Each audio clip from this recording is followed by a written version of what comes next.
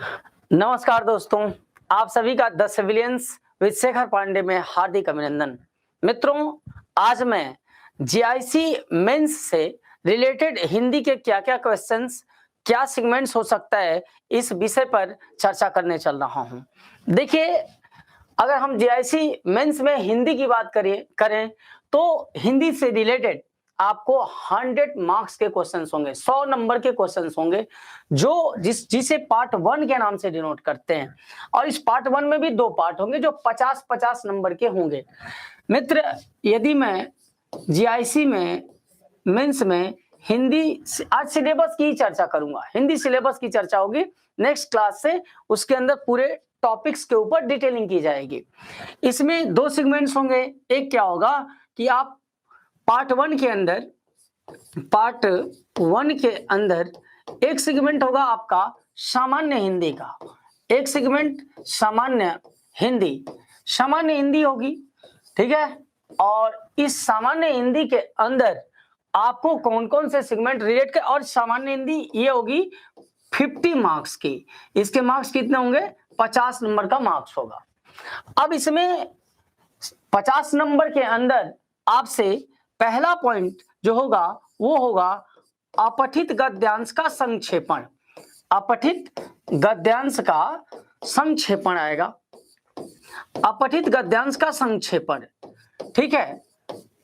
अगर और जो दूसरा सेगमेंट होगा वो ग्रामर यानी व्याकरण से रिलेटेड होगा। दूसरा सेगमेंट हिंदी व्याकरण से रिलेटेड होगा, हिंदी व्याकरण से। और इस हिंदी व्याकरण में जो जो सेगमेंट्स आएंगे, जो जो पूछे जाएंगे, वे सेगमेंट्स होंगे, क्या होगी? शब्द संरचना से पहले वर्णमाला, यानी आपका पहला सेगमेंट जिससे क्वेश्चन बनेगा वो क्या होगा? वर्णमाला, यानी वर्णमाला से प्रश्न हो सकते हैं या होंगे। वर्णमाला के अतिरिक्त क्या होगा? शब्द व्यवस्था। मैंने ये लिखा क्या? शब्द व्यवस्था। शब्द व्यवस्था, और शब्द व्यवस्था में क्या चर्चा होगी जानते हैं? शब्द व्यवस्था के अंदर शब्द के रूप की और शब्द के रचना की, शब्द रूप की और शब्द रचना की, यानी इसके अंदर विकारी, अविकारी, रूढ़, यौगिक और योग रूढ़ की चर्चा होगी। और शब्द से ही रिलेटेड, शब्द संरचना से ही रिलेटेड जो सेगमेंट्स होंगे, जैसे आप लोगों ने सुना होगा तत्सम, तत्सम, तद्भव, ये सारी बातें शब्द, ये संरचना को ही रिलेट करती हैं, जो उत्पत्ति के आधार पर शब्द के भेद होते हैं, यानी तत्सम तद्भव से रिलेटेड क्वेश्चंस होंगे। फिर क्या होगा? विलोम शब्द, विपरीतार्थक शब्दों से प्रश्न होंगे। पर्यायवाची से सेगमेंट होगा, पर्यायवाची से सेगमेंट होगा, पर्यायवाची का प्रश्न बनाया जा सकता है। फिर क्या होगा? अनेकार्थी शब्द, अनेकार्थी शब्द, इनकी बातें हो सकती है अनेकार्थी की। क्या और ये क्वेश्चन पूछ सकता है श्रुति सम भिन्नार्थक, श्रुति सम भिन्नार्थक, श्रुति सम भिन्नार्थक, इनसे प्रश्न बन सकता है, श्रुति सम भिन्नार्थक, ठीक है। इसके अतिरिक्त भी और सेगमेंट्स की मैं चर्चा करूंगा, बता रहा हूं सिलेबस में यहां तक बताया, इसके बाद मैं पेज चेंज करूंगा, लेकिन यहां तक डिस्कस जरा कर दे रहा हूं, ठीक है। कि जो सामान्य हिंदी का पार्ट 1 सेगमेंट का पहला सेगमेंट होगा वह उसमें 50 नंबर का होगा, और उसमें अपठित गद्यांश का संक्षेपण होगा, यानी एक ऐसा गद्यांश जिसको आपने में भी शायद हो सकता है कुछ लोगों ने सुना हो, समझा हो, लेकिन लगभग वह गद्यांश हम लोग आज तक नहीं देखे होते हैं, हम लोग नहीं पढ़े होते हैं। उनका क्या करना है? संक्षेपण करना है। यदि शब्द संक्षेपण की बात आप करो तो इसकी इंग्लिश प्रेसिस कहलाती है, प्रेसिस।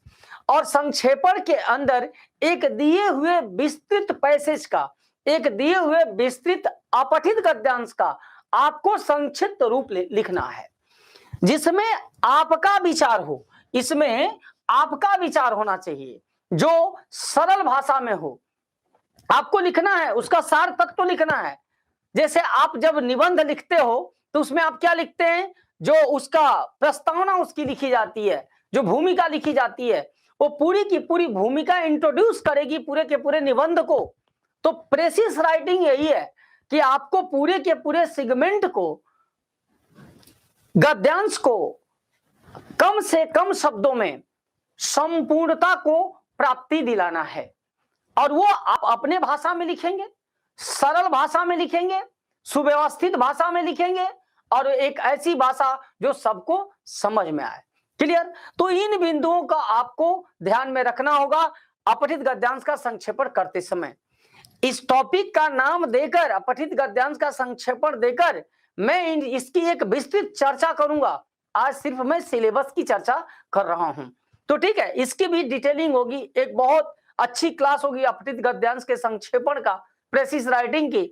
तो अगले वीडियो में वो मैं लेके आऊंगा। अभी मैं आपको सिलेबस डिस्कस कर रहा हूं। दूसरा सेगमेंट इसी में 50 नंबर के अंदर ही हिंदी व्याकरण रिलेट करेगा, और हिंदी व्याकरण में आपके क्वेश्चंस वर्णमाला से होंगे, यानी आपको स्वर और व्यंजन, उनके उच्चारण, आस्थान, अघोष, सघोष, अल्पप्राण, महाप्राण, उच्चिप्त व्यंजन, द्विगुण व्यंजन क्या होता है, ठीक है, अग्रस्वर क्या होता है, मध्य स्वर क्या होता है, पश्च स्वर क्या होता है, काकल्य वर्ण क्या होता है, सहित वर्ण क्या होता है, ये इसके विषय में आपको लिखना होता है।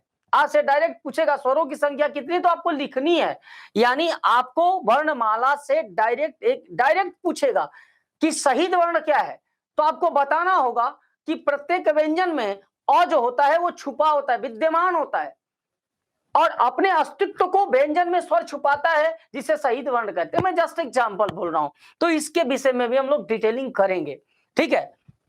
फिर शब्द व्यवस्था के अंदर आपको शब्दों के रूप और रचना की व्याख्या करनी होगी।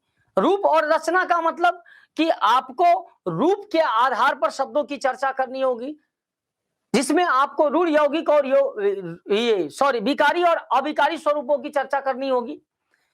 रचना के आधार पर चर्चा करनी होगी, रूढ़, यौगिक, योग रूढ़। आपसे पूछेगा कि रूढ़ क्या है, या इनमें से रूढ़, ये इनमें से नहीं पूछा, ये लिखित परीक्षा है, रूढ़, ये शब्द रूढ़ है कि नहीं है, तो आपको डायरेक्ट उत्तर लिखना है कि नहीं, घर एक रूढ़ शब्द है, ठीक है। तो वो पूछा जा सकता है, शब्द रूप के विषय में पूछा जा सकता है। तत्सम और तद्भव, तत्सम और तद्भव पूछेगा, ये शब्द तत्सम है या तद्भव है, तो तत्सम तद्भव की एक डिटेल क्लास आएगी जो ट्रिक्स के साथ होगी। मैं आपको ट्रिक्स बताऊंगा कैसे, जैसे आपको कुछ मैं एग्जांपल दे रहा हूं कि जिन शब्दों में यदि व मिलता है, व तो वो लगभग तत्सम के हैं। तत्सम का मतलब जो संस्कृत के मूल शब्द हैं, और उनसे बने हुए शब्दों को तद्भव कहते हैं, जो हिंदी भाषा में प्रयुक्त होते हैं। मित्र, जिन शब्दों में व का प्रयोग होता है वो सामान्यतः तत्सम होते हैं, जिनमें ब का प्रयोग होता है वो सामान्यतः तद्भव होते हैं। जैसे मैंने बोला, एक शब्द बोले जैसे वक, वक या वज्र, तो वह आया, तो ये तत्सम है। एक मैं हल्का हल्का हिंटिंग दे रहा हूं सिलेबस की, तो तत्सम और तद्भव को कैसे दिमाग में सेट किया जाए, उसके भी बहुत सारे ट्रिक्स हैं, इसकी भी एक डिटेलिंग होगी। आफ्टर दैट आपसे विलोम की भी चर्चा होगी, विलोम शब्दों की, जो हमको सामान्यतः लगभग लोगों को आती है। विलोम में बहुत ज्यादा आपको प्रॉब्लम होने वाला नहीं है, विपरीतार्थक में बहुत ज्यादा प्रॉब्लम होने वाला नहीं है, लेकिन पर्यायवाची सेगमेंट्स में, सिनोनिम्स में आपको दिमाग में सेटिंग बनानी होगी, और पर्यायवाची से कुछ और चीजों का भी आसानी होगा जो आपके सिलेबस में है। चूंकि मैं पेज बदल के उसको लिखूंगा, आपने जैसे समास का नाम सुना है, तो समास में बहुब्री समास को क्लियर करने के लिए आपके पास पर्यायवाची शब्दों का एक स्टॉक होना चाहिए, एक जानकारी होनी चाहिए। तो वो स्टॉक कैसे बढ़ाया जाए, उसकी जानकारी कैसे दी जाए, इसकी भी चर्चा होगी। कब? जब हम लोग ये पर्यायवाची नामक टॉपिक लिखकर मुख्य बिंदुओं को हाईलाइट करेंगे। आफ्टर दैट अनेकार्थी शब्द, अनेका पर्यायवाची तो आप समझाया ना, कि जैसे हमने बोला शंकर, तो शंकर का पर्यायवाची नीलकंठ हो गया, चंद्रमौली हो गया, नीलांबर भी इन्हें कहा गया है, नीलांबर। और नीलांबर एक, देखो मैं नीलांबर का तो नाम ले लिया, नीलांबर बलराम को भी कहा गया है, शंकर को भी कहा गया है। इसकी चर्चा होगी किसके अंदर? पर्यायवाची और समास के अंदर। अनेकार्थी शब्द, एक ही शब्द के अनेक अर्थ, जैसे हार और हार, अंक और अंक। तो हार का मतलब गले का हार, और हार मीन्स जो पराजय का पर्यायवाची है, जीत का विपरीतार्थक है, तो ये अनेकार्थी शब्द। अंक, अंक का मतलब संख्या या अक्षर होता है, अंक का मतलब मां का गोद, गोद भी होता है, तो ये अनेकार्थी शब्द कहलाते हैं। एक शब्द के कई अर्थ। फिर क्या कहा? श्रुतिसम भिन्नार्थक, जो सुनने में एक जैसे हैं लेकिन अर्थ में क्या है? अलग अलग है। ये इन सभी शब्दों की भी चर्चा की जाएगी। इसके अतिरिक्त हम पेज को टर्न कर दिए, बदल दिए, इसके अतिरिक्त आपको क्या जानना होगा, ये शब्द के अतिरिक्त आपसे क्वेश्चंस पूछे जाएंगे 50 नंबर में ही, पार्ट 1 में ही, जिसमें अपठित गद्यांश का संक्षेपण था। आपसे संधि पूछी जाएगी, आपसे समास से रिलेटेड क्वेश्चंस होंगे, आपसे क्रिया से रिलेटेड, क्रिया जो आपका सिलेबस है, मैं सिर्फ सिलेबस की बात कर रहा हूं, आपसे क्रिया से भी रिलेटेड टर्म्स होंगे। ओके, तो संधि होगा, समास होगा, क्रिया होगा, आपसे विशेषण से भी रिलेटेड क्वेश्चंस हो सकते हैं, विशेषण से भी रिलेटेड क्वेश्चन होगा। ठीक है, तो ये अगर मैं कहूं तो संधि, तो यदि संधि की बात की जाए तो संधि की भी एक मैं डिटेलिंग करूंगा, जिसमें आपको स्वर संधि, व्यंजन संधि और विसर्ग संधि की पूरी विस्तृत व्याख्या की जाएगी, जहां बताया जाएगा कि संधि वर्णों के मिलने से जो विकार उत्पन्न होता है उसे क्या कहते हैं, संधि कहते हैं, और संधि का शाब्दिक अर्थ विग्रह है। स्वर संधि, व्यंजन संधि और विसर्ग संधि की चर्चा होगी, डिटेलिंग होगी, जिसमें स्वर संधि के आप 5 भेदों की के विषय में जानेंगे, दीर्घ, गुण, वृद्धियण और आयादि के विषय में जानेंगे। ठीक है, इसके बाद आपसे समास से रिलेटेड क्वेश्चंस पूछा जाएगा, समस्त पद दे सकता है, समस्त पद की व्याख्या पूछी जा सकती है, और आपको समस्त पद की व्याख्या लिखनी होगी। जैसे अगर आपसे पूछा नीलकंठ की समस्त व्याख्या क्या है, समस्त पद की व्याख्या क्या है, तो आप लिखेंगे नीला है कंठ जिसका अर्थात शंकर। लंबोदर, तो लंबोदर की आप समस्त व्याख्या लिखेंगे, लंब है उदर जिसका अर्थात गणेश। आपसे पूछा नील गगन, तो आपको लिखना होगा नीला है जो गगन, तो कर्मधारय समास। राजपुत्र, तो लिखना होगा राजा का पुत्र, तत्पुरुष समास, खसी तत्पुरुष है। राम लक्ष्मण, राम और लक्ष्मण, तो इसके विषय में मैं आज चूंकि सिलेबस डिस्कस कर रहा हूं, मैं बार बार बोल रहा हूं, तो मैं बहुत ज्यादा डिटेल नहीं कर रहा हूं। जब टॉपिक डिटेलिंग होगी तो निश्चित रूप से इसका डिटेल्ड एक्सप्लेनेशन होगा, जहां कैसे समास को पकड़ा जाए, समास के कितने भेद होते हैं, कौन समास किससे आया है। ठीक है, तत्पुरुष से ही समानाधिकरण, तत्पुरुष में 1 मिनट बता दूं कि तत्पुरुष समास के ही 2 भेद होते हैं, समानाधिकरण और व्यधिकरण। समानाधिकरण तत्पुरुष को ही कर्मधारय समास कहा जाता है, और व्यधिकरण तत्पुरुष के 6 भेद होते हैं। ठीक है, तो उनकी चर्चा होगी, द्विगु क्या है, द्वंद्व क्या है, अव्ययी भाव क्या है, बहुब्री क्या है, नए समास क्या है, यानी आप समास की भी चर्चा हम आपसे करेंगे, विशेषण की भी चर्चा होगी, और क्रिया के विषय में भी डिटेलिंग की जाएगी, जिसमें मैं बताऊंगा कि संस्कृत के क्री धातु से क्रिया का निर्माण हुआ, और जिससे किसी काम का करना या होना पाया जाए उसे क्या कहते हैं, क्रिया कहते हैं। और क्रिया के मूल रूप को धातु कहते हैं, धातु के मूल रूप को मूल धातु कहते हैं। धातु के 3 प्रकार होते हैं, ये यौगिक धातु, प्रेरणार्थक धातु, नाम धातु। उसके अतिरिक्त सकर्मक, अकर्मक, द्विकर्मक, नामबोधक क्रिया, संयुक्त क्रिया, इन सब की एक चर्चा होगी, क्योंकि आपसे क्वेश्चन बनाए जाएंगे, निश्चित रूप से बनाए जाएंगे सर। और फिर मैं विशेषण की बात करूं तो विशेषण की भी डिटेलिंग होगी, अर्थात जो शब्द संज्ञा या सर्वनाम, ये मैंने एक जस्ट डेफिनेशन बता रहा हूं, विशेषता बताता है विशेषण कहलाता है। लेकिन विशेषण के आपको 4 प्रकार, ये पूछ सकता है इनमें से ये कौन सा विशेषण है, तो आपको जैसे बोला कि काला कुत्ता, काला कुत्ता में काला कौन सा विशेषण है, तो आपको लिखना होगा गुणवाचक विशेषण। तो उसका ट्रिक है कि आप कैसा प्लस संज्ञा लगा के अगर उत्तर मिलता है तो गुणवाचक है। जैसे काला कुत्ता, कैसा कुत्ता, तो उत्तर आया काला। गोरा लड़का, कैसा लड़का, गोरा। विद्वान व्यक्ति, कैसा व्यक्ति, विद्वान। तो कैसा प्लस संज्ञा का उत्तर देने वाला गुणवाचक विशेषण होता है। यदि मैं परिमाणवाचक विशेषण की जब बात करूंगा तो वह द्रव्यवाचक संज्ञाओं के पहले लगता है, और उसको कितना या कितनी प्लस संज्ञा से लगा करके उसका उत्तर प्राप्त किया जाता है, तो परिमाणवाचक है। ऐसे ही फिर हम लोग संख्यावाचक की बात करेंगे, और संख्यावाचक में और परिमाणवाचक में दोनों में ही निश्चित और अनिश्चित होगा, निश्चित परिमाणवाचक और अनिश्चित परिमाणवाचक, निश्चित संख्यावाचक और अनिश्चित संख्यावाचक।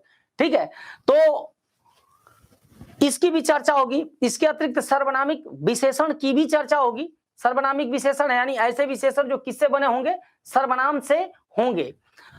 अर्थात कुल मिला के मैं कहूं तो कुछ पार्ट 1 जो 50 नंबर का है, जिसमें अपठित गद्यांश का संक्षेपण है, उसमें आपको व्याकरण से रिलेटेड टर्म्स भी पूछे जाएंगे, जहां पर आपको शब्द संरचना से रिलेटेड सेगमेंट होगा, जिसमें विलोम शब्द, पर्यायवाची शब्द, अनेकार्थी शब्द, समानार्थी शब्द, और इसके अतिरिक्त मैंने क्या कहा, तत्सम। और क्या चर्चा होगी आपसे, चर्चा रूढ़ यौगिक, योगरूढ़ की होगी, विकारी अभिकारी की भी होगी। और इसके बाद वर्णमाला, शब्द पहली व्यवस्था वर्णमाला पढ़ाई जाएगी, जिसमें पूरा का पूरा वर्णों का डिटेलिंग मैंने बताया ही। इसके अतिरिक्त आपको क्या पढ़ना है, व्याकरण में और संधि पढ़नी है, समास पढ़नी है, क्रिया पढ़नी है, विशेषण जाननी है। तो इन सभी बिंदुओं की चर्चा हम पार्ट 1 में करेंगे, जो 50 मार्क्स का होगा। ठीक है, अब यदि मैं पार्ट 2, आप इसको आप सेगमेंट को नोट करना चाहें तो आप नोट कर सकते हैं, ये आप स्क्रीनशॉट ले लें, नोट करना चाहें तो आप नोट कर सकते हैं। नोट कर लीजिए, 1 मिनट का टाइम देते हैं आपको।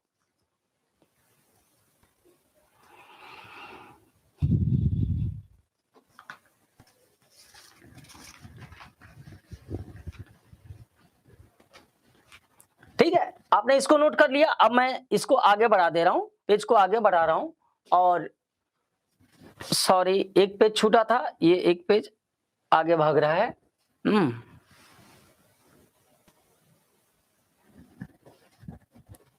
अच्छा, उस पेज में मैंने लिखा आपको ना, संधि समास लिखा, क्रिया विशेषण, यानी फिर से मैं यहाँ पे नोट कर दे रहा हूं आपको। क्या लिखा था, संधि समास है, संधि समास, फिर क्या बताया था, क्रिया और विशेषण, क्रिया और विशेषण।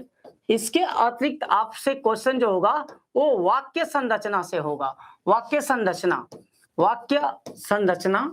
और वाक्य संरचना के अतिरिक्त आपसे क्वेश्चंस पूछे जाएंगे, जो वो होंगे किसके, लोकोक्ति के।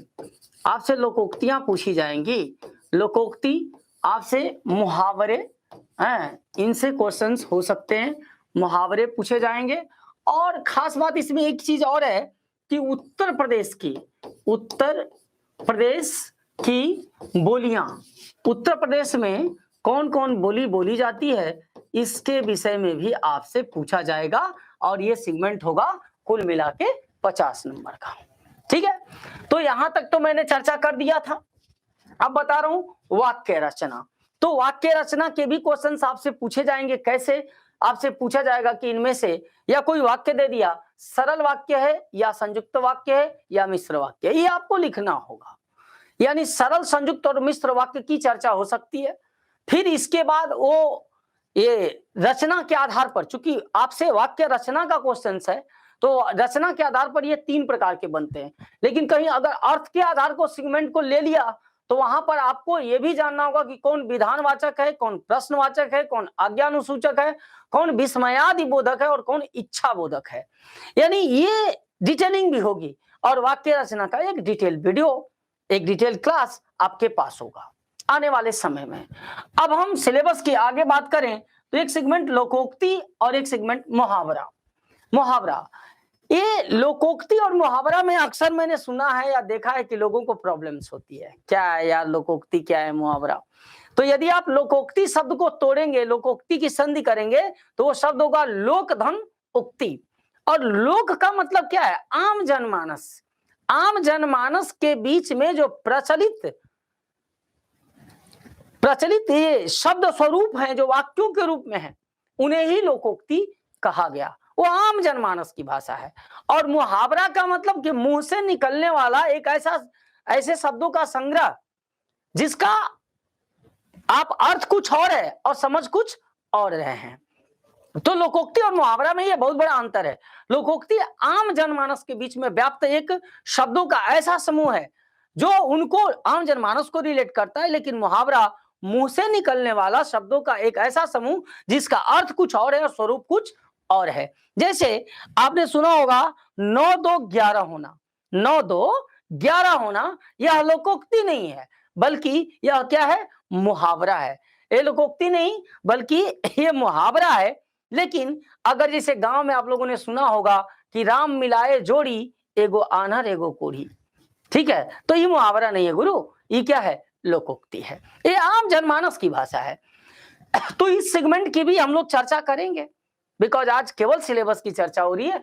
और आगे उत्तर प्रदेश की बोलियां, उत्तर प्रदेश के अंदर बोली जाने वाली जितनी भी बोलियां हैं उनकी जानकारी आपको होनी चाहिए, क्योंकि आप उत्तर प्रदेश की जीआईसी का मेंस देने जा रहे हैं। तो उत्तर प्रदेश की बोलियों, चूंकि हिंदी भाषा के अंदर आपको उत्तर प्रदेश में बोली जाने वाली बोलियों की विशेष जानकारी होनी चाहिए और ये विशेष टॉपिक तो विशेष क्लास।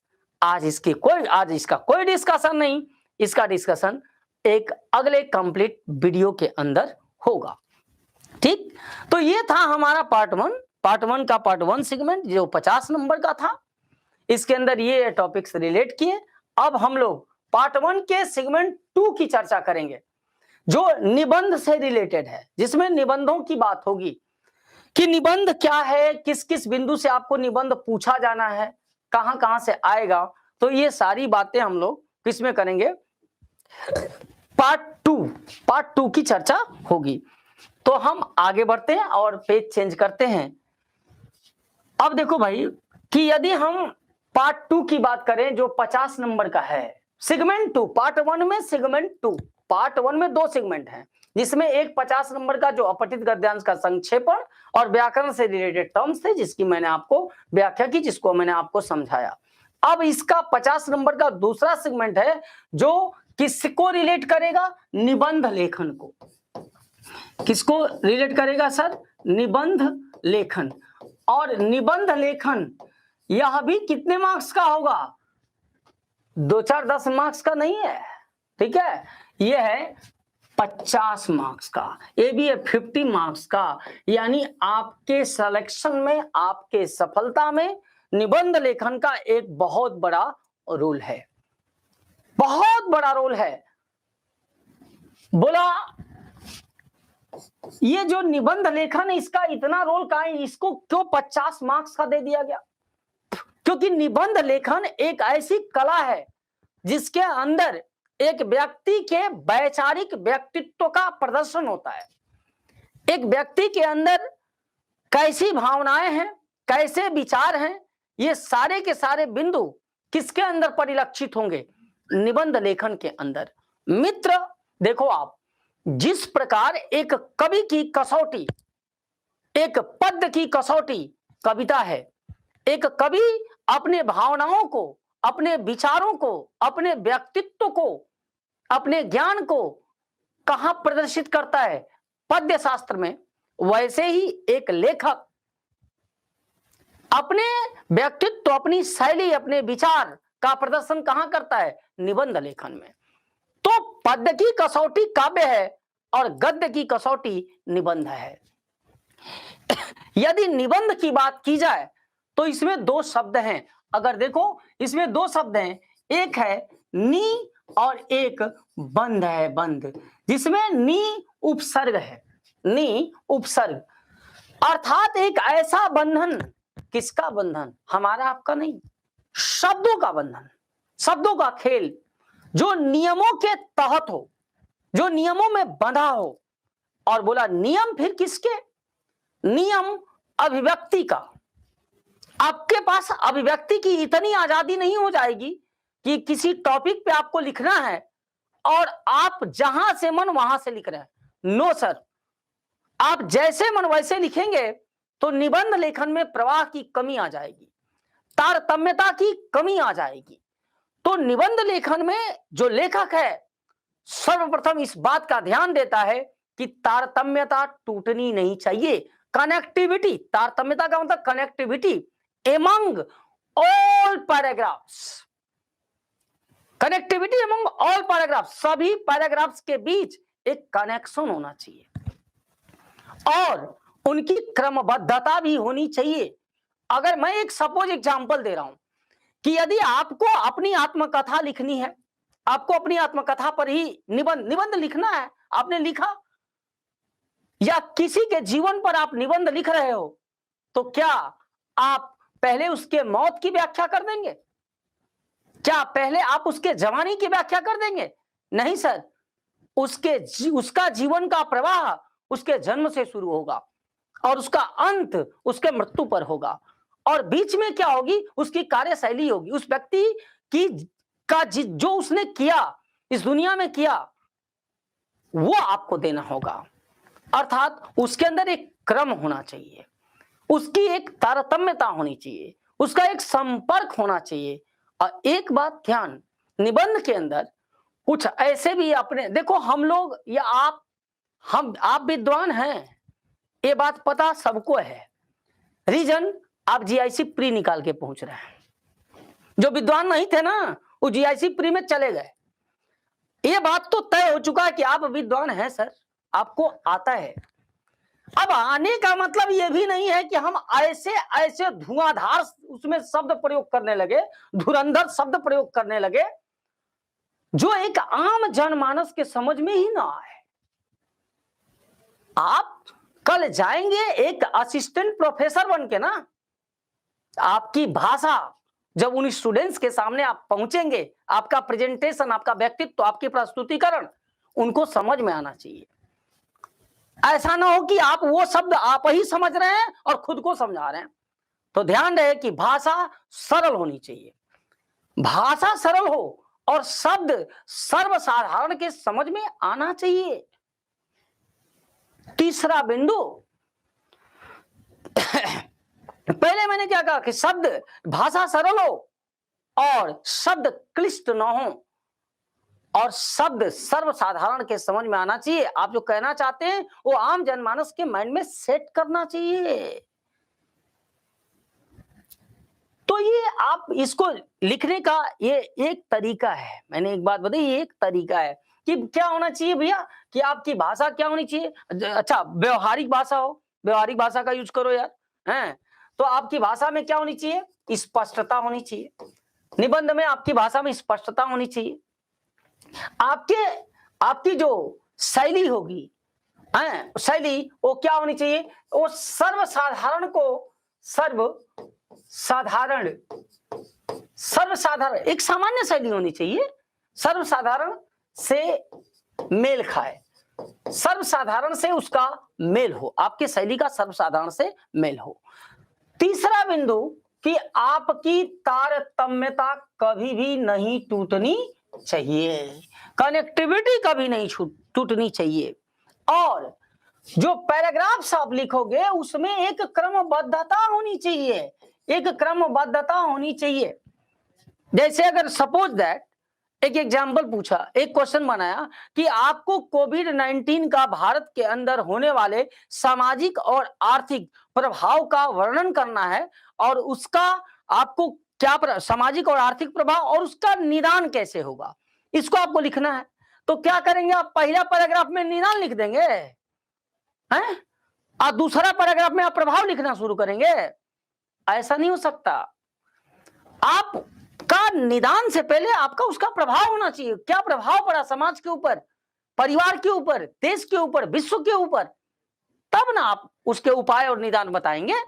तो उसका एक क्रम बनाया गया, उसकी एक क्रमबद्धता होनी चाहिए, उसके अंदर कनेक्टिविटी होनी चाहिए, वो सर्वसाधारण से मेल खाने वाली भाषा होनी चाहिए और उस भाषा के अंदर स्पष्टता होनी चाहिए।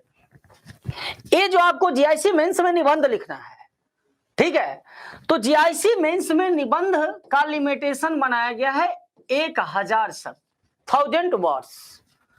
अब सपोज दैट आप 1000 वर्ड्स लिखने को बोला गया और आप लिखे और 1020 हो गया, तो 1020 के बाद ऐसे सर नहीं पीटने के, अरे बाप रे बाप 1020 हो गया आपका, तो 20 वर्ड्स काटोगे, ऐसा नहीं है। या 950 है, 950 वर्ड्स है, तो घबराने की जरूरत नहीं है। 50 वर्ड्स माइनस 50 वर्ड्स प्लस चलेगा गुरु। यानी आप 950 से लेके 1050 के शब्द होने चाहिए। 960 हो, 970 हो, 980 हो, 1020 हो, 1022 हो, 25 हो, कोई प्रॉब्लम नहीं होता। ऐसा नहीं कि आप 1000 का मतलब 999 हो गया तो बोले यार कहानी खत्म, ऐसा नहीं है सर। आपको 10, 20, 50 वर्डों का क्या होना है वो आपको मिलेगा, डिफरेंस मिलेगा, नो प्रॉब्लम। तो अब अभी मैं बात कर रहा था ये 50 नंबर का है। जब हम निबंध लेखन की बात करेंगे तो सर ये हो कि सर इसका पहला बिंदु क्या होगा, तो इसकी पहली बिंदु जो होती है वो क्या होती है, प्रस्तावना। प्रस्तावना जिसे आप भूमिका भी बोलते हो, भूमिका बोली जाती है, प्रस्तावना बोली जाती है। अब जब हम एक दिन देख रहे थे कि एक सोशल के टीचर संविधान की प्रस्तावना बता रहे थे, संविधान की प्रस्तावना जिसमें शायद हम भारत के लोक संप्रभु राष्ट्र की, ऐसे कुछ मुझे प्रस्तावना याद नहीं, मैं तो हिंदी का टीचर। लेकिन उस प्रस्तावना को, संविधान के प्रस्तावना को देखकर मुझे यह समझ में आया कि हमारे भारत के अंदर जितने भी प्रशासनिक, चाहे वो संवैधानिक हो, सामाजिक हो, प्रशासनिक हो, सभी के सभी कार्य इसी संविधान के प्रस्तावना को रिलेट कर रहे हैं। और संविधान के प्रस्तावना में शायद मैं बोल रहा हूं, बिकॉज मैं फिर बोल रहा हूं, मैं हिंदी का टीचर हूं, संविधान के प्रस्तावना में 200-300 वर्ड्स होंगे, लेकिन 200 से 300 वर्ड में पूरी की पूरी भारत की आत्मा को निचोड़ के रख दिया गया। पूरे भारत झलकता है किसके अंदर? संविधान की प्रस्तावना के अंदर। तो मित्र, अगर किस बिंदु पर निबंध लिखना है तो प्रस्तावना के अंदर पूरा का पूरा निबंध झलकना चाहिए, पूरा निबंध आ जाना चाहिए, आपकी एक ऐसी शैली हो। ठीक है, तो प्रस्तावना के अंदर आप जो निबंध को पढ़ रहा है, आप बता चुके होते हैं, आप बता दिए होते हैं हु एम आई, भाई मैं कौन हूं। आपकी प्रस्तावना ये पूरे के पूरे निबंध को रिलेट कर देती है। तो आपका प्रस्तावना जबरदस्त तरीके से लिखा होना चाहिए, जो कम से कम शब्दों में हो। और मैं पहले अब कम से कम शब्द के चक्कर में पढ़ करके, अरे गुरुजी तो बोले हैं कि बड़ा जबरदस्त हो, तो बहुत आप इधर उधर क्लिष्ट शब्दों को लेकर के कूद गए वहां पे, हम तो बड़ा जबरदस्त लिख दिए, क्लिष्ट शब्द आ गए। तो ऐसा नहीं, ऐसा गलती नहीं करने का, ठीक है। क्लिष्टता से बचनी है, भाषा सर्वसाधारण हो। तो आप प्रस्तावना के अंदर मित्र, आप उन लाइनों को लिखेंगे जिसे पूरा का पूरा निबंध आपका झलकता हो, आपका व्यक्तित्व झलकता हो। ये पार्ट 1 है निबंध के लिखने का, ये पार्ट 1 प्रस्तावना होती है। हाँ, प्रस्तावना में आप चाहो तो, अगर मैं बताऊंगा किन किन बिंदुओं पर आपको निबंध लिखने को आएगा, 6 बिंदु हैं, उनकी भी चर्चा होगी। लेकिन आप प्रस्तावना में चाहो तो कोटेशन दे सकते हो, किसी विद्वान आदमी का क्या दे सकते हो, आप कोटेशन दो, उस कोटेशन को रिलेट करके आप लिख सकते हो। लेकिन अब ऐसा नहीं है कि निबंध लिखना है आपको स्वच्छता अभियान पर, आपको लिखना है कोविड-19 पर, आप कोटेशन देने लगे कैंसर का, तो कैंसर का कोटेशन देंगे तो जय हिंद जय भारत, ठीक है। तो आपका कोटेशन उसी टर्म को रिलेट करना चाहिए। और निबंध में जो शीर्षक है ना, शीर्षक क्या होता है? शीर्षक मालूम? एक लाइन, शीर्षक का मतलब सिर्फ वो एक लाइन जो 1000 शब्दों को प्रेजेंट करती है। एक लाइन जो 1000 शब्द, जिसपे आपको 1000 शब्दों में निबंध लिखना है, मात्र एक लाइन 1000 शब्दों का क्या करती है? वहां पर प्रेजेंट करती है। तो वहां तो शीर्षक दिया रहेगा, तो आप उल्टा हो जाइए, यानी एक लाइन को आपको 1000 शब्दों में चेंज करना है। एक लाइन को 1000 शब्दों में चेंज करने की कला ही निबंध लेखन होगी, जिसका पहला बिंदु प्रस्तावना होगा, जिसमें आप 10-5 लाइनों को लिखेंगे और वो पूरा का पूरा आप ये शो कर देंगे कि निबंध में मैं क्या लिखने जा रहा हूं, मेरी आगे की शैली क्या है, मैं क्या कहना चाहता हूं, पूरा का पूरा वो निचोड़ होगा। इसके बाद जब आप निबंध लेखन में आगे बढ़ेंगे तो आपका जो सेकंड पार्ट होता है, जिसको हम लोग हिंदी में मुख्य भाग बोलते हैं और अंग्रेजी में बोलते हैं body of essay, body of essay मुख्य भाग होता है। और मुख्य भाग के अंदर ही आपका निबंध जो लिख रहे हैं उसका 80% सेगमेंट आना चाहिए।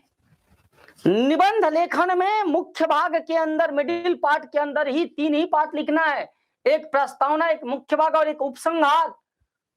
पूरे शब्दों की संख्या अगर आपको 1000 शब्द में लिखना है तो मान के चलो इसका 10% कितना होता है? 100, यानी आपका प्रस्तावना 100 से 150 वर्ड से अधिक ना हो, और आपका उपसंहार भी 100 से 150 अधिक वर्ष में ना हो, यानी लगभग आपका प्रस्तावना और उपसंहार मिला के 20 से 30% का सेगमेंट होना चाहिए वर्ष का लिमिटेशन में। शेष जो आपका 70 to 80% है वो किसके अंदर लिखा जाएगा? मुख्य भाग के अंदर। अब मुख्य भाग में आपकी शुरुआत आपको बेहतर ढंग से करना है, ठीक है। प्रस्तावना में शुरुआत बेहतर ढंग से कर लिए, और मुख्य बिंदु में हम लोग क्या करते हैं? पैराग्राफ चेंज करते हैं, पैराग्राफ चेंज होगा। तो पैराग्राफ चेंज करते समय एक बात का खास ध्यान रखना कि जैसे ही फर्स्ट पारा का आपने अंत किया और सेकंड पारा का प्रारंभ किया, तो दिमाग में रहे कि फर्स्ट पारा के अंत की जड़ें सेकंड पारा के प्रारंभ की शाखाओं से मिलनी चाहिए, वरना पौधा मर जाएगा। कैसा पौधा? निबंध का पौधा। और निबंध का पौधा मरा तो आपकी बगिया खत्म, क्योंकि ये कितने नंबर का है? 50 नंबर का है। तो फर्स्ट पारा की रूट्स जड़ें सेकेंड पारा के ब्रांचेस से मिलनी चाहिए, यानी वहां आत्मा से परमात्मा का मिलन हो। ये नहीं कि आप आत्मा कहीं और कूद रहा है और परमात्मा कहीं और कूद रहे हैं, तो आप खत्म हो जाएंगे। यानी पैराग्राफ चेंज करते समय ध्यान रहे कि फोकस में आपका हर समय फर्स्ट पारा का सेकंड पारा का फोकस फर्स्ट पारा, सेकंड पारा का फोकस ये थर्ड पारा का फोकस सेकंड पारा, और थर्ड पारा का फोर्थ पारा का फोकस थर्ड पारा होना चाहिए। इससे आपको हो क्या जाएगी आसानी? तारतम्यता बन जाएगी। तारतम्यता, आपका एक रिलेशन खड़ा रहेगा, एक पारा का दूसरे पारा से, तीसरा, चौथा, पांचवा, छठवां। तो बोले सर ये आप क्यों करवा रहे हो? अरे इंटरेस्ट के लिए, आनंद के लिए। अच्छा ये बताइए कि आपका निबंध काहे कोई पढ़े? आप लिखे 10 नंबर दिया, निकल गया यार, क्यों पढ़े? तो आपको इंटरेस्ट डालना पड़ेगा। जो आपकी कॉपी चेक कर रहा है उसके अंदर आपके लिखने की कला का आनंद महसूस होना चाहिए, और जब आनंद नहीं महसूस होगा तो फिर वो क्यों पढ़े? इंटरेस्ट नहीं आएगा। और इंटरेस्ट लाने के लिए आपको सीन वाइज कहानी लिखनी पड़ेगी, कनेक्टिविटी बनानी पड़ेगी। ये मैं बार बार बोल रहा हूं, ये बहुत मायने का पॉइंट है। यानी आप कभी भी मुख्य बिंदु से भटकने की कोशिश मत करिएगा। फोकस, फोकस निबंध लेखन में फोकस बहुत बड़ा मायने रखता है, तो आपका फोकस होना चाहिए। जब हम आगे बढ़ते हैं तो हमारे सामने लास्ट में कंक्लूजन आता है, उपसंहार। अब आप सारी बातें लिख दिए, आपने 500, 600, 700 वर्ड्स लिखे किसके अंदर? मुख्य बिंदु यानी थर्ड सेगमेंट के अंदर। अब इनको कंक्लूज करना है। अब कंक्लूज में आपको ऐसा कर देना है कि जो आपने लिखा उसका एक सार तत्व आपको किसके अंदर डालना है? उपसंहार के अंदर। जैसे क्या चीज होती है यार, आपने अंग्रेजी में एक और ये नोटिस देखा होगा, नोटिस सुना होगा, लेटर का शॉर्ट टाइप होता है कि हमने 2 लाइन पढ़ा, 1 लाइन पढ़ा और पूरी डिटेलिंग जान गए। तो उपसंहार के अंदर आपको यह दर्शाना है कि मैंने पूरे के पूरे ऐसे के अंदर, निबंध के अंदर क्या लिखा है, उसको आपको एक अपने साधारण भाषा में, क्रमबद्ध भाषा में आपको दर्शाना होगा। देखो प्रस्तावना और उपसंहार में एक डिफरेंस है, दोनों के बीच की कड़ी उस निबंध की बॉडी है, मुख्य भाग है। प्रस्तावना में हम ये लिखते हैं, हम ये दर्शाते हैं कि मैं क्या लिखने जा रहा हूं, और उपसंहार में हम ये दर्शाते हैं कि हमने लिखा क्या। ये डिफरेंस है प्रस्तावना और उपसंहार में, और बीच में दोनों को कनेक्ट करता है कौन? मुख्य भाग, जिसमें 5, 7, 10 पारा का प्रयोग करना होगा आपको, और सभी पारा एक दूसरे से क्या होना चाहिए? कनेक्ट होना चाहिए, उनके अंदर तारतम्यता होनी चाहिए, उनकी भाषा सरल होनी चाहिए, क्लिष्ट भाषा का कभी प्रयोग न करें। हाँ, आप मुहावरों का प्रयोग करिए, थोड़ी भाषा लच्छेदार हो हैं तो आप मुहावरे का प्रयोग कर सकते हैं, लोकोक्तियों का प्रयोग कर सकते हैं। अब दिमाग में, कान में गया कि गुरुजी तो बोले हैं मुहावरा का यूज करो, तो पूरा निबंध में मार हर लाइनिये में मुहावरा मुहावरा मुहावरा मुहावरा, तो उससे भाषा क्या हो जाएगी? खत्म, उससे भाषा ही खत्म हो जाएगी। अर्थात आपको किसी चीज का हद नहीं करना है, हद नहीं करनी है कि आप लच्छेदार भाषा के चक्कर में दे दनादन आप दिए जा रहे हो यार, लोकोक्ति मुहावरा, ऐसी भी गलती मत करना। यानी हर चीज की सीमा बनाई गई है, हर चीज का लिमिटेशन बनाया गया, अति सर्वत्र वर्जयेत। और आप एक साधारण भविष्य के जीव नहीं हैं साहब, आप जीआईसी क्रैक करने जा रहे हो। तो आपकी सोच, आपका व्यक्तित्व, आपके लेखन, आपकी लेखन शैली, आपका प्रस्तुतिकरण, सब कुछ आपके निबंध में झलकना चाहिए। जो सर्वसाधारण की भाषा, स्पष्ट भाषा, जो थोड़ी लच्छेदार हो, बहुत ज्यादा नहीं हो, तार्किक हो, और क्या हो? तारतम्यता बद्ध हो, क्रमबद्धता हो। इन बिंदुओं का ध्यान रख करके आप लिखोगे तो हम आसानी पूर्ण विश्वास करते हैं कि आपको बेहतर से बेहतर मार्क्स मिलेगा। एक बात का और ध्यान रखा जाता है, वर्तनी वर्तनी वर्तनी, ठीक है। निबंध लेखन में जो आपका कॉपी चेक कर रहा है वो वर्तनी के ऊपर भी फोकस करता है, अर्थात थोड़ा वर्तनी का भी आप ख्याल रखेंगे। अब इतना बात हम बता दिए और आप सुन भी लिए, सुन करके आपने नोट भी कर लिया और चुपचाप आप बंद कर दिए। एग्जाम के दिन उठे और ये पॉइंट दिमाग में सेट बनाए और डायरेक्ट जाके एग्जाम में लिखने लगे, तो आप कभी सफल नहीं होंगे। अर्थात ये जो बिंदु मैं आज बता रहा हूं, इसको सफेद कागज पर, कोरे कागज पर अपनी कलम से अपने व्यक्तित्व के ताकत, अपने भाषा की शैली को क्या करना होगा, कोरे कागज पर उतारना होगा, लिखना होगा। और आज ही से आप प्रैक्टिस शुरू कर दीजिए, आप प्रैक्टिस शुरू करिए। और आप जब ये वीडियो चाहे तो आप अपने लेख को कमेंट बॉक्स में डाल सकते हैं, निबंध को कमेंट बॉक्स में डाल सकते हैं कि सर मैंने ये लिखा, उसको देखा जा सकता है और जहां जहां कमियां होंगी उसको बताया जाएगा। आने वाले समय में 2 4 10 5 निबंधों को इस पे लिखा हुआ निबंध पीडीएफ में आएगा, जिसके ऊपर मैं चर्चा करूंगा।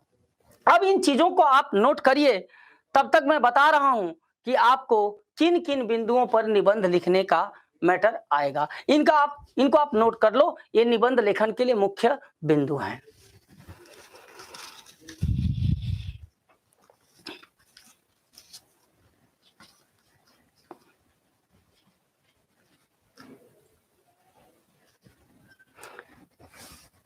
ठीक है, आपने नोट कर लिया होगा तो मैं पेज आगे बढ़ा रहा हूं।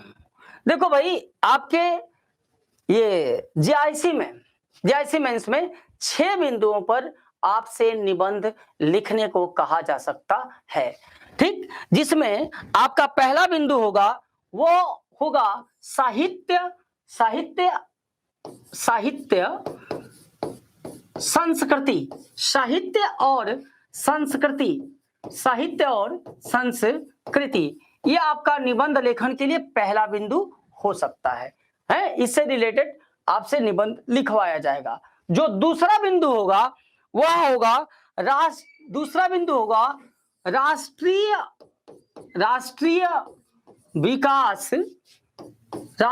विकास योजनाएं व क्रियान्वयन, राष्ट्रीय विकास योजनाएं व क्रियान्वयन, ठीक है, क्रियान्वयन। अब इसके विषय में भी मैं थोड़ा सा डिटेल करूंगा, पहले तो मैं ये 6 पॉइंट्स आपको लिख रहा हूं। ये जो आपका तीसरा पॉइंट होगा, राष्ट्रीय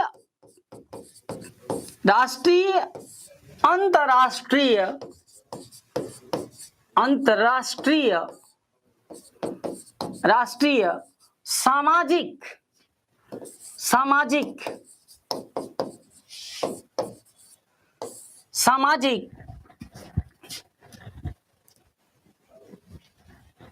समस्याएं व निदान, सामाजिक समस्याएं व निदान, उनका कैसे निदान होगा, ठीक। ये 3 पॉइंट्स हो गए आपके। पॉइंट नंबर 4, और पॉइंट नंबर जो 4 होगा वह होगा आपका विज्ञान व पर्यावरण। पॉइंट नंबर 4, इससे क्वेश्चन बन सकता है निबंध लेखन के लिए, विज्ञान व पर्यावरण। विज्ञान व पर्यावरण, इस पेज पे मैं जरा इन 4 बिंदुओं की चर्चा कर दे रहा हूं। ऊपर मैं लिख दे रहा हूं निबंध लेखन के बिंदु, निबंध लेखन बिंदु, जिसमें अभी तक मैंने 4 पॉइंट्स को नोट किया है। कुल पॉइंट्स की बात मैंने बोला ना, 6 पॉइंट्स हैं। जिसमें पहला पॉइंट मैंने बताया साहित्य व संस्कृति।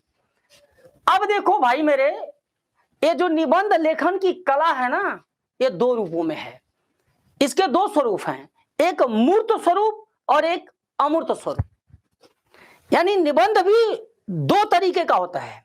एक मूर्त, यानी आपको निबंध उन तथ्यों पर लिखना है, उन सेगमेंट्स पे लिखना है जिनको आपने खुली आंखों से देखा है, वो मूर्त स्वरूप है।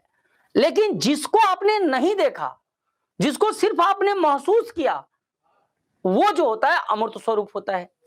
निबंध लेखन, मूर्त लेखन थोड़ा आसान होता है, लेकिन अमूर्त लेखन पूर्णतया वैचारिक होता है, पूर्णतया वैचारिक होता है। उसमें भावनाओं का जोश होता है, उसमें अंतर मन की सोच आती है, जबकि मूर्त संकल्पना दिखती है और उसको आप देखते हुए उसका प्रदर्शन करते हैं।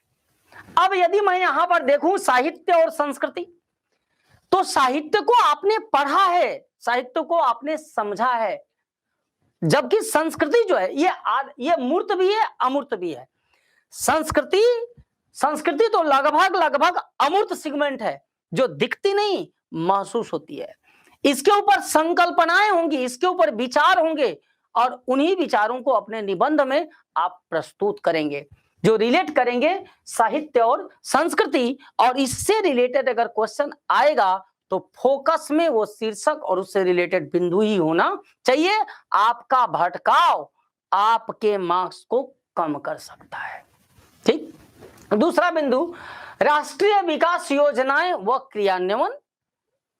हमारे राष्ट्र भारत का विकास और उससे रिलेटेड जितनी भी योजनाएं हैं और उनका कैसे क्रियान्वयन किया जाए, इससे रिलेटेड क्वेश्चंस भी बनाए जा सकते हैं। जैसे आपने सुना होगा आयुष्मान योजना, है ना, तो आयुष्मान योजना पर आप और उनका उसका क्या क्रियान्वयन है, वो कैसे कार्य करता है, इसमें आप डाटा भी दे सकते हो। हैं इन सब सेगमेंट में राष्ट्रीय विकास योजनाएं और क्रियान्वयन में आप डाटा भी दे सकते हैं, डाटा का प्रयोग कर सकते हैं। अब जब आप साहित्य व संस्कृति में आप लिख रहे हो तो आपकी प्रस्तावना में कोटेशन आना चाहिए, क्योंकि साहित्य है, संस्कृति है, अमूर्त संकल्पना है, तो आप महान विद्वानों का कोटेशन इसमें आप डाल सकते हो, उसको पकड़ के अपने निबंध को कंप्लीट कर सकते हो। जबकि राष्ट्रीय विकास योजनाएं व क्रियान्वयन में आप 2-4 डाटा का प्रयोग भी करेंगे। तीसरा जो है राष्ट्रीय अंतरराष्ट्रीय सामाजिक समस्याएं व निदान। तो हमको तो जहां तक आशा है कि ये कोविड-19 जो है आज के डेट में राष्ट्रीय, अंतरराष्ट्रीय, सामाजिक तीनों तरह की समस्या बनी हुई है, और इसका निदान भी आपसे पूछा जा सकता है। यानी इसके अंदर एक ऐसी समस्या का क्वेश्चन बनाया जाएगा निबंध लिखने के लिए, आपके विचार पूछे जाएंगे निबंध के माध्यम से, जो राष्ट्रीय हो, अंतरराष्ट्रीय हो, और ये क्या हो, सामाजिक हो, समाज को रिलेट करता हो, और उसका कैसे निदान किया जाए। अब आप क्वेश्चन पढ़े, क्वेश्चन सामने आ गया, और आपने कर क्या दिया कि पहले निदान लिख दिए, पहले ही आप निदान लिख लिए ना, पारा नंबर 1 में ऐसे ऐसे ऐसे ऐसे निदान, प्रॉब्लम खत्म। तो जब प्रॉब्लम है खत्म तब व्याख्या क्या करेंगे, तब पहले आप निदान नहीं लिख सकते। पहले के पैराग्राफ्स में क्या होना चाहिए, इनकी ये समस्याएं क्या है, समस्याओं की रूपरेखा क्या है, ये समस्या इस वर्ष से लेकर इस वर्ष तक कितना इनका स्प्रेडिंग हुआ, कितना फैलाव हुआ, इनका समाज के ऊपर, राष्ट्र के ऊपर, विश्व के ऊपर क्या प्रभाव पड़ा, इन सारी बिंदुओं की आप व्याख्या करने के उपरांत अंत में आप निदान के अपने उपाय के साथ साथ सरकार के द्वारा किए गए पहल, समाज के द्वारा किए गए पहल, सर्वसाधारण के द्वारा किए गए पहल की भी चर्चा करेंगे। ठीक है, उसका एक क्रम बनाया गया, उस क्रम को आप पकड़े रहेंगे, क्रम कभी टूटने न पाए, फोकस कभी हटने न पाए, अगर हुआ तो फिर गड़बड़ हो जाएगा। फिर क्या कहते हैं कि चौथा पॉइंट हमारा रिलेट करेगा विज्ञान व पर्यावरण। विज्ञान व पर्यावरण से भी अगर निबंध लेखन रिलेट कर गया तो ये लिखना कुछ आसान हो जाता है, विज्ञान व पर्यावरण से लिखना, क्योंकि हम जानते हैं कि आप पीछे के एग्जाम्स में हम लोग जनरल साइंस और जनरल नॉलेज का एक नॉलेज रखते हैं, तो उसमें विज्ञान भी होता है, पर्यावरण भी रिलेट करता है, तो इससे अगर क्वेश्चन बनाता है तो अक्सर लोग इसको फोकस करते हैं, विज्ञान व पर्यावरण से रिलेटेड क्वेश्चंस को फोकस करके उस पर लेख लिखते हैं। तो यहाँ पे भी आप डाटा और फैक्ट्स का प्रयोग कर सकते हैं, अपने विचार दे सकते हैं, ये बातें हो सकती हैं। कुल मिला के आपका निबंध ऐसा होना चाहिए, जो ये लाइन आपके लिए कुछ अलग लग सकती है, आपका निबंध ऐसा होना चाहिए जो औरों की लेखन कला से अलग हो।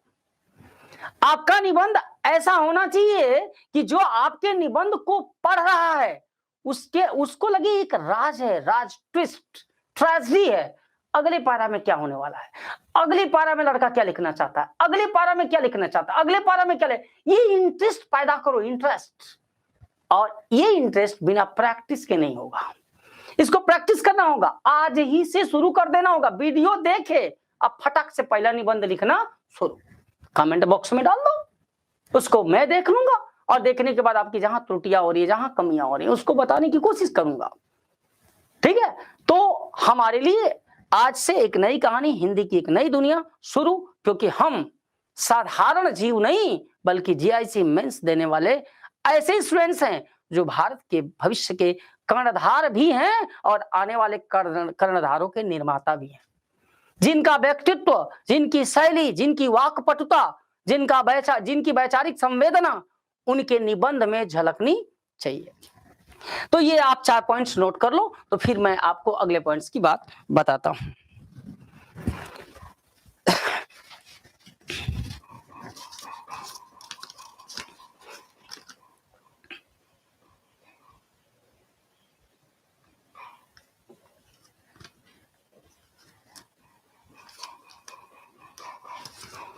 ठीक है, तो हम अगले पॉइंट की बात करते हैं। पॉइंट नंबर 5, निबंध किसको रिलेट कर सकता है? वो हो सकता है प्राकृतिक आपदाएं, प्राकृतिक आपदाएं, आपदाएं व उनका निवारण, व उनका निवारण। ठीक है, प्राकृतिक आपदाएं व उनका निवारण, ये 5वां पॉइंट होगा। मित्र, जब हम प्राकृतिक आपदाओं की बात करते हैं, उनके निवारण की बात करते हैं, तो हम तो जान रहे हैं कि आज विश्व जो है एक ऐसे मुहाने पर खड़ा है जहां लगभग प्रकृति ने घंटी बजा दिया है, घंटी तो बज चुकी है, और आपदाओं का एक ऐसा प्रहार हर रोज हो रहा है विश्व में, कहीं ना कहीं प्रकृति अपना खेल दिखा रही है। तो जो हमारे भारत से, स्पेशली भारत में जो प्राकृतिक आपदाएं हुई, जो प्रकृति का प्रकोप हुआ, उसके ऊपर और विश्व को भी रिलेट करके आपसे क्वेश्चन पूछा जाएगा और उसका कैसे निवारण हो, कैसे उसको कंट्रोल किया जा सकता है। जैसे हम एक बात बताए हैं कि एक ये जो वाटर स्टोरिंग, ये भी एक आपदा है कि आज के डेट में भारत में, विश्व में पानी के स्रोतों की, जल स्रोतों की क्या हो रही है? कमी हो रही है। तो जल स्रोतों के ऊपर, जल स्रोतों का कैसे बढ़ाया जाए, कैसे निवारण किया जाए, तो सरकारों ने, भारत की बहुत सारी राज्य सरकारों ने एक प्लान बनाया था। क्या बनाया? जल संचय, जल संचय।